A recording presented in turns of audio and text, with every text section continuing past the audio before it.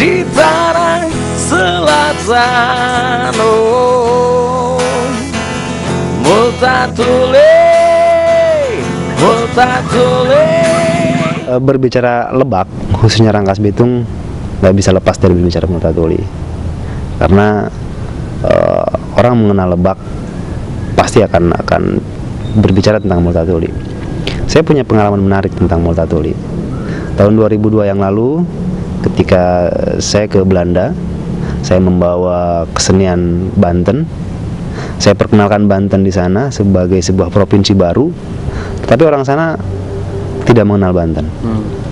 Mereka mempertanyakan Banten itu di mana. Saya berkali-kali berbicara tentang bahwa Banten adalah sebuah provinsi baru dekat Jakarta, punya Soekarno-Hatta dan lain sebagainya, punya bandara gitu ya. Tapi mereka tetap tidak tahu. Tapi ketika saya menyebut nama Saija Adinda, mereka langsung menyambar Multatuli kan? Multatuli, Multatuli di tanah selatan.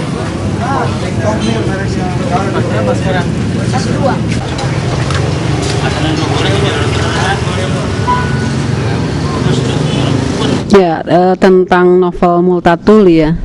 Saya pikir ketika sebuah novel itu mengada, kemudian akan dijadikan referensi sejarah, mungkin itu sah saja karena novel itu masuk ke dalam novel sejarah. Tetapi bukan berarti bahwa persentase itu mutlak dijadikan bahwa sejarah itu hanya tok diambil dari sejarah itu dari novel tersebut.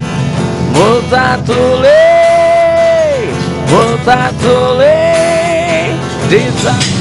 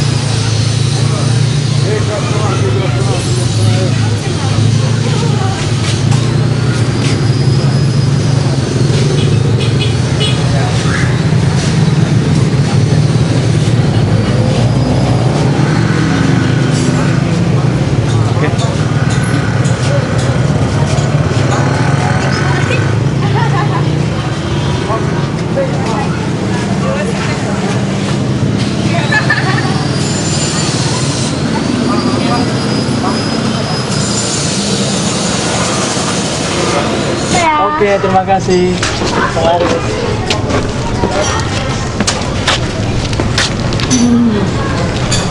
Aduh, cukup Pak. Ya lumayan. Bisa melukiskan ini nggak Pak? Ini Multatuli kan? Ya. Dia seorang pahlawan. Secara umum memang masyarakat Lebak sendiri belum tahu banyak soal Multatuli. Bahkan di kalangan para pelajar, teman-teman mahasiswa juga belum banyak yang tahu apa dan siapa sesungguhnya Multatuli dalam konteks Lebak ini. Tapi saya yakin ketika teman-teman mahasiswa, para pelajar tahu soal Multatuli itu siapa, Lebak pada waktu itu seperti apa, saya yakin nilai kebanggaan itu akan muncul. Saya yakin betul itu akan muncul. Nah, karena itu mungkin ke depan itu tadi, misalnya sekarang Pemda sedang mencoba membuat babon ya, buku sejarah Lebak, dan Multatuli pasti akan ada di bagian buku itu. Saya coba. Bisa Pak ya? Oh,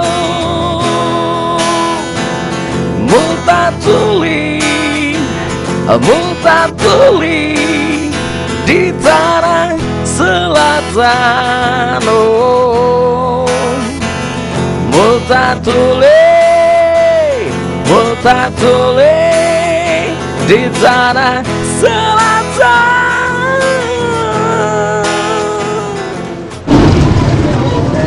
Anda dari mana? Saya warga dunia. Saya datang ke sini mencari jejak Multatuli. Secara umum ya, kalau kita bicara tentang sejarah Multatuli kan begitu. Sejarah Multatuli, jadi kami kalau yang menyampaikan untuk porsi siswa, memang Multatul ini dipandang sebagai sosok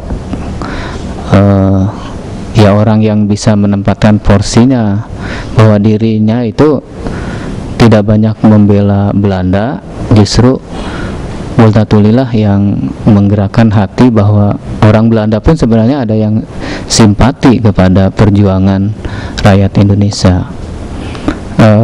Hal ini bisa dibuktikan kan ketika ada semacam upaya-upaya dari, ya katakanlah, birokrat-birokrat pada waktu itu, katakanlah dalam tanda kutip, yang bergerak untuk menaungi masyarakat, justru pada waktu itu terhadap masyarakat malah ada penekanan-penekanan.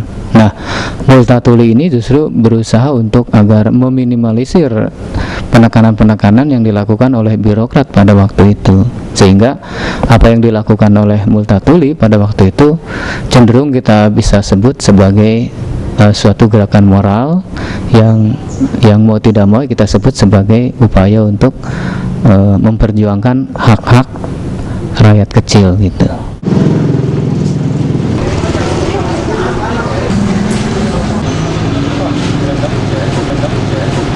Oh, jadi Pak.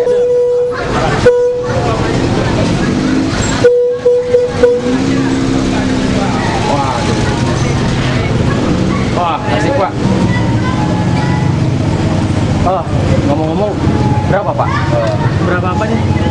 Harga lukisan ini. Ini spesial. Saya membuat ini atas nama cinta saya kepada Multatul. Tidak perlu dibayar. Tapi saya nggak enak Pak. Tidak apa-apa, tidak apa-apa. Setidaknya ada ongkosnya lah. Lukisan ini kan bagus sekali Pak. Nah, sudah masa saya terakhir. Kenang-kenangan. Oh ya. Kalau begitu, saya juga mau memberikan buat Bapak. Wah, ini buku bagus sekali. Saya pernah punya, tapi tidak tahu entah kemana hilang. Oke. Dia seorang pahlawan. Ini akan saya baca. Oke, terima kasih Pak ya. Ya, sama-sama deh. Sama-sama. Multatuli sebagai seniman, dalam arti saya melihat beliau sebagai budayawan, dan melihat dia juga sebagai politikus, dan melihat dia sebagai birokrat. Sebagai asisten residen, tentu sejarah sendiri tidak banyak berbicara pada dia karena dia hanya sebentar saja di Lebak.